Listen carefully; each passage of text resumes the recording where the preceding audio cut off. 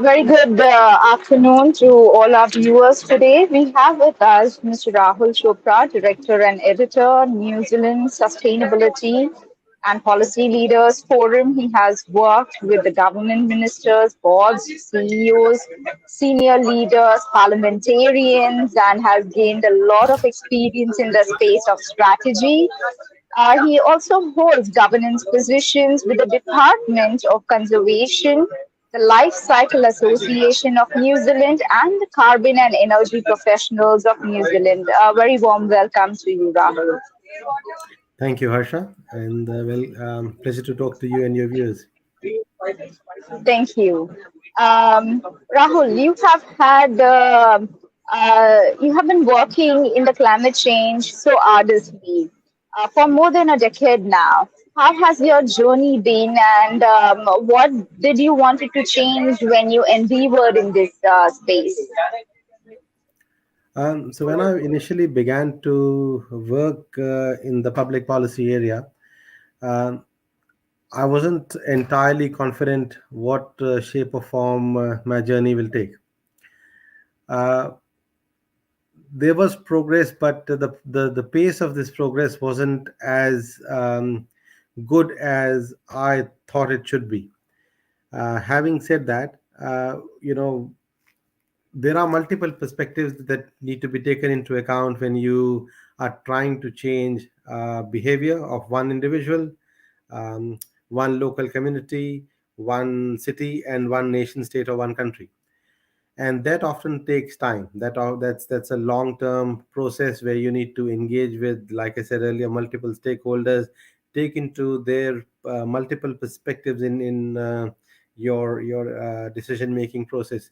If I talk to you about New Zealand is agricultural economy, largely reliant on dairy and the way it's exported across the globe. They produce some very high quality dairy products, which are of high value.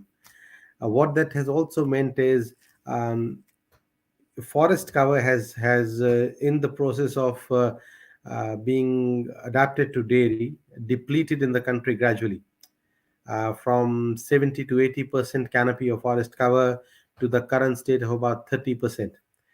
um, but that doesn't mean that farmers are to be blamed for this. They were just doing what the need of the time or the need of the hour was to do the best for the country that they live and love in.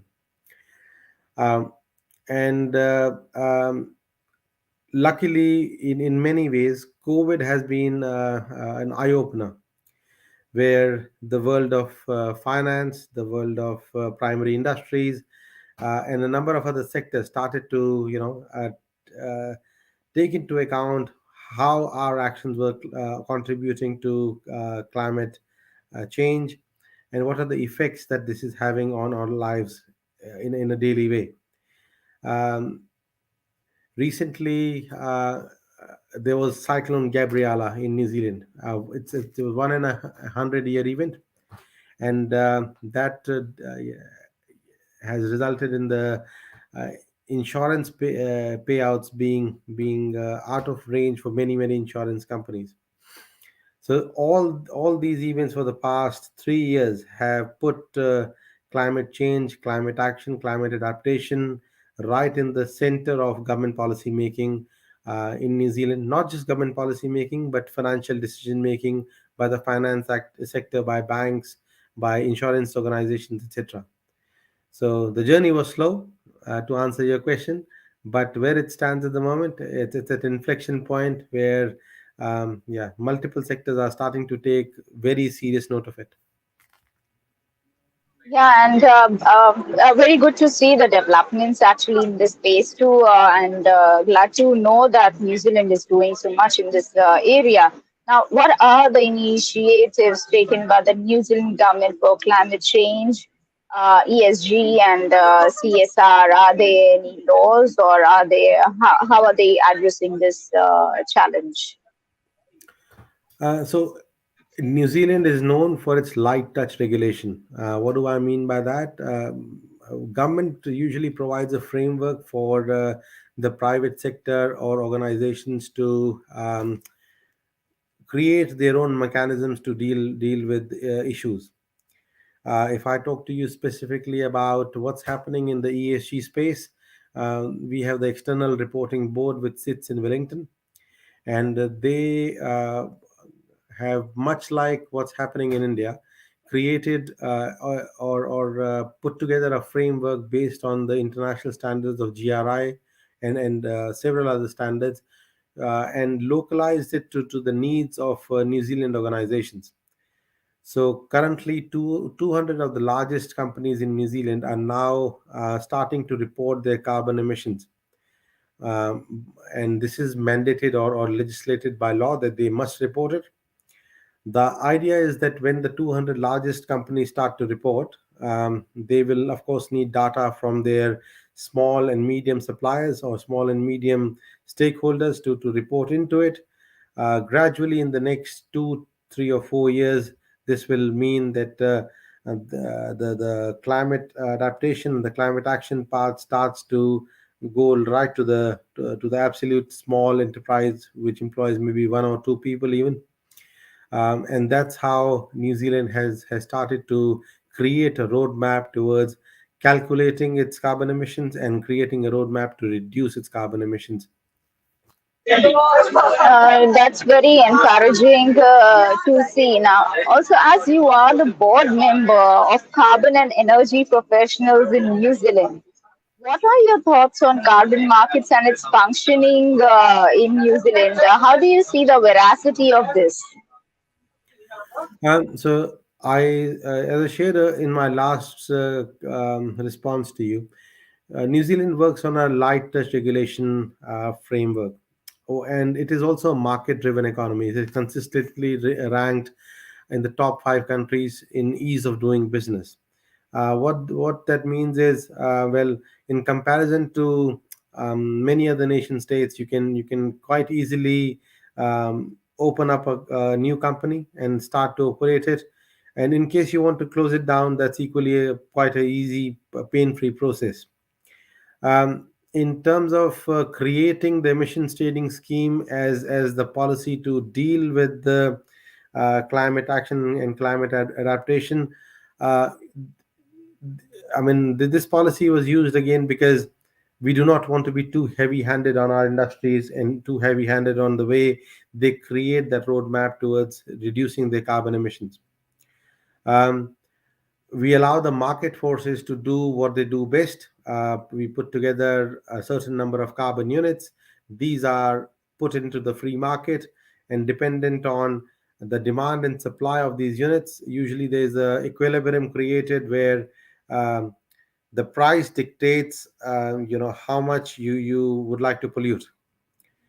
And gradually, as the price rises, the pollutant or the carbon dioxide equivalent emissions into the atmosphere starts to reduce. That is the idea in principle. How successful it has been, um, I think it will be wrong of me to say it's been fully successful. But then, um, as I shared earlier, this is the primary industries and export state.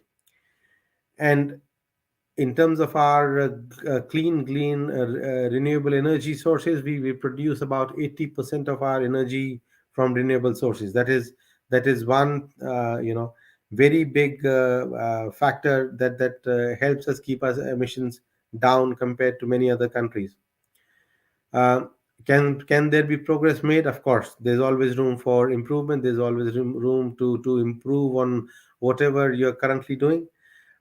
Fortunately for us, our primary export sector, our farmers, all have started to take notice of the ETS and how they can utilize it towards creating a roadmap to reduce their carbon emissions, towards being a part of the carbon mitigation strategy. That's great. Yes, we are all waiting that whenever it becomes a little more fully successful, or um, but I still have the question: how do you check the veracity of the carbon credits? Sorry, I missed that question earlier. So, in terms of checking the Yeah. veracity of it, Well, luckily, much like a share trading market, we have an emissions trading market. And from what I know and what I understand, we have a similar system where you use technology to track the units that you're buying. It I think works on a blockchain system where you are able to utilize artificial intelligence and blockchain methodology to one, discover your where your carbon unit was purchased and how it's performing at the moment. And that is what is unique about the way we are tracking it, about checking the veracity or the authenticity of it, and making sure that there's no greenwashing happening. That earlier there used to be a scenario, from what I know, talking to or working with a couple of companies, where um, an organization sitting somewhere in New Zealand can buy carbon credits in Eastern European markets of, say, Ukraine, for example, which is currently under war. But then, how do we go and check whether the number of trees that were promised that will be planted have been planted? Fortunately for us, we have taken that equation away. The current legislation requires or seeks that whatever is happening happens within New Zealand. One, if that cannot happen, there has to be a traceability factor to it. Otherwise, you cannot account for it in your books. That's very interesting. That's very interesting, and good to see this. Now, you are presently leading the sustainability initiatives of a software development company. Now, what are the initiatives taken under your aegis? So my current role is that of a head of sustainability at AVL. We are a software as a service enterprise. New Zealand has a large primary export sector. So this can be maybe in the dairy sector, maybe in the forestry or the wood sector, or a number of other small to medium enterprises, which are the backbone of the New Zealand economy. Large enterprises can probably afford software services that are provided by large software companies, but we wanted to cater to the small or medium enterprises who would perhaps like to, or in the time to come will need to report their carbon emissions through via the supply chain to the organizations that they're supplying to. And this is where we found our niche, that we can perhaps create some sort of a dashboard for them, where we input data that is currently available to them towards creating a very basic or a fundamental uh, accounting or sort of a um, measure of what they are emitting in terms of carbon dioxide equivalent. Uh, to begin with, it is of course rudimentary or very basic. But as they go on this journey with us, as they start to understand the value addition that is happening to their brand, to their customer base, and of course to their new customer base, they are starting to see that this reporting will help them not just now but in the future. So again, taking the example of primary export, which exports to the European markets. So European markets have brought in legislation such as CBAM, where they will levy taxation on any imports coming to the European Union in line with what they are taxing their in-house companies. So um, a dairy company from New Zealand will need to compete with a dairy company in France, for example, to understand, well, if the dairy company in France is paying X amount of dollars or X amount of euros for their carbon emissions, the same will be factored into for the New Zealand company as well. Um, Now, all this will happen, of course, based on data, and our software provides that data without much of a pain to any business that may want to take it. I see that that's a very novel way of doing things. And I hope it gets replicated in other companies as well. Now, as a board member of PKF, what are the initiatives taken to restore the natural habitat of Kaipatiki in New Zealand? So PFK stands for Pest Free Kaipatiki. Kaipatiki is the the name of the local area that I live in, and what that means is the flora and fauna that is a part of the community that we are living in often gets damaged by pests such as it can be rats, rodents, possums, or a number of other predators that do not like natural plants to grow. Um, Luckily for us, we have had some good people who are of scientific background or who are scientists at the local University of Auckland, and they have helped us create a framework where um, they have provided us with scientific data to say, well, these are the plants that are really good in terms of their native species. So for example, if I were to compare to India, the neem tree is considered very native. Why? Because it has medicinal properties, and it also contributes to a number of good other things. Similarly, the manuka tree in New Zealand is considered to be a native. But there are small pests that can eradicate an entire maybe area of manuka trees. So we worked with scientists to solve that problem. And what that has meant is, in terms of this particular local area, which is about 5 to 7 kilometers in diameter, we have 70% canopy cover or 70% tree cover. uh, New Zealand is often considered to be a natural, green, clean environment nation, state, or country. It is with great pride that I share today that living in Auckland, which is a very commercial city, much like Delhi or Mumbai, uh, living in a commercial city, we still have been able to conserve 60 to 70% of tree cover because of that. So this is unique in the sense that to be able to conserve that tree cover despite industrialization, despite large population growth is I think very heartening. That's an achievement by the citizens of Oakland, I should say that, and congratulations on that. Now, Rahul, we are a Thank you. research and development and training institute in the space of responsible business leadership. What are the knowledge gaps you have observed in the present and the upcoming workforce for sustainable development, which IICSR can bridge? If I were to talk to you from a New Zealand perspective and from an Indian perspective, um, New Zealand, like I shared earlier, it's a market-based economy. But even for a market-based economy, there is large, discussion and large communication that happens on degrowth, on regenerative economics, on how traditional areas of engineering, accounting, finance can understand and incorporate the conversation on sustainability, on climate action, climate adaptation in their daily discourse. Uh, and if I were to talk to you from an Indian perspective, my understanding of the India that at least I was growing up in until 2004 when I left was Indian executives, the top tier, the C-suite, so to say, was considered to be holistic in its approach.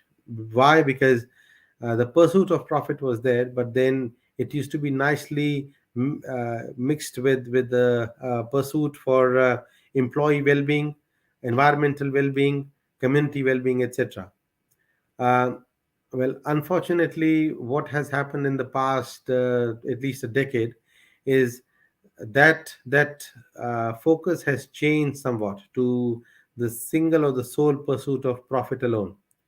Um, Sometimes it is a good thing, but most times, as long we often say that you need to maintain a good balance of things in life, and that is very much the case that needs to happen if we are to lead that way in terms of preparing for climate action, climate adaptation.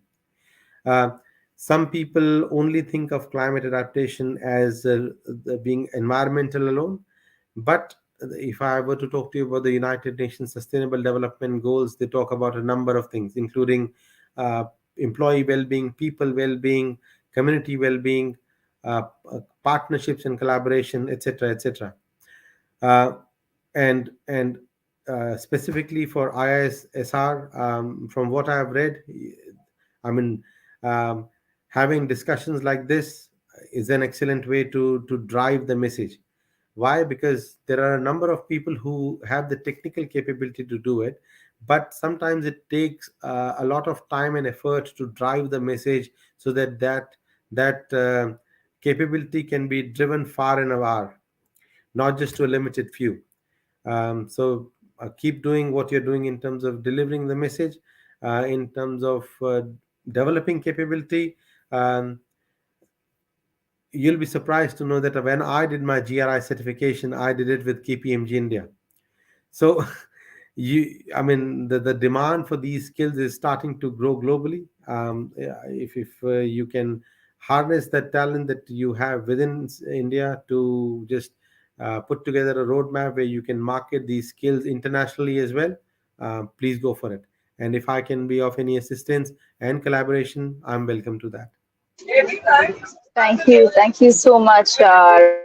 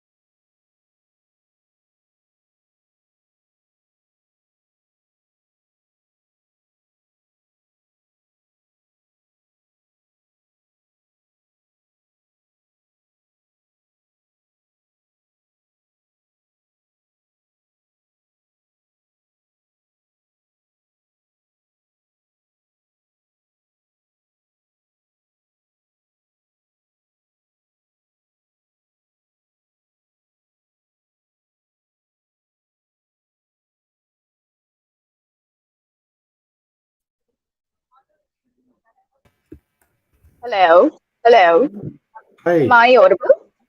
Yes, Hi. you're good. Uh, I'm sorry, I had some internet challenges. That's We okay. did have few questions from the audience, are you able to see them in the comments section? Um, mm, yes.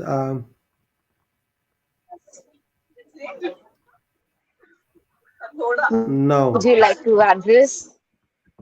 I can't see the Okay, questions here. I'll I can recite it. please do. I got them. I got them. So we have a question from Mr. Hussein Panjwani.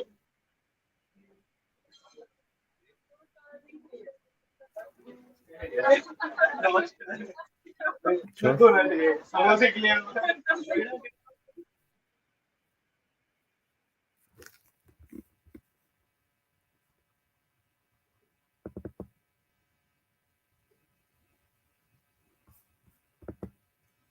Harsha, I can't see the question. Yeah, don't worry. I'll recite it. Is there something which India needs to start teaching and scaling across corporate sectors? So the question is there anything that India needs to start scaling this across the corporate sector? Yes. Uh, in terms of my understanding of India is there is some very good work that is happening already. India has, like I said earlier, developed a indigenous roadmap based on the GRI framework that companies are starting to incorporate in their uh, reporting standards. Um, what I would like to say happening in India is, in some ways, taking back our roots, talking about sustainability to the future generations, why it matters, and how it can be taught as a part of the curriculum that is currently being taught in our uh, colleges or universities all across, so that once you graduate from university and you go into the work into the corporate sector, you start to demand this as a part of your, I guess, pay packet, or your take home pay, that my organization or my company cares for the environment, for the people, and the community. Okay. I hope Mr. Hussain Panjwani has got his response. Let us know if otherwise. I got a message from Mr. Dharmendra Kumar saying it's great, and Dr. Ratneshwar Prasad Sinha, very good. Thank you so much for watching the session. And Rahul, any final words for all our viewers who are watching you right now and could watch the recorded session? Well, I would like to take the opportunity to thank you, Harsha, for making contact, and for the opportunity to talk to you and your viewers. Like I said earlier, the more conversations we have, the chances of this taking shape to a very concrete platform are very high. And then harnessing the power of this platform to not just drive conversation but drive capability and skills, so that people and organizations really start to care and work towards climate adaptation, rather than just adding a certain percentage of their yearly profit or budgets towards good initiatives that look good on their books. I agree with you. I agree with you. Thank you, and such a practical example, and good to see all the work that you are doing in New Zealand. It's really inspiring, and I hope we in India and other countries could replicate. Thank you so very much for your time. We really honor that. Thank you. Thank you. Take care. Bye bye.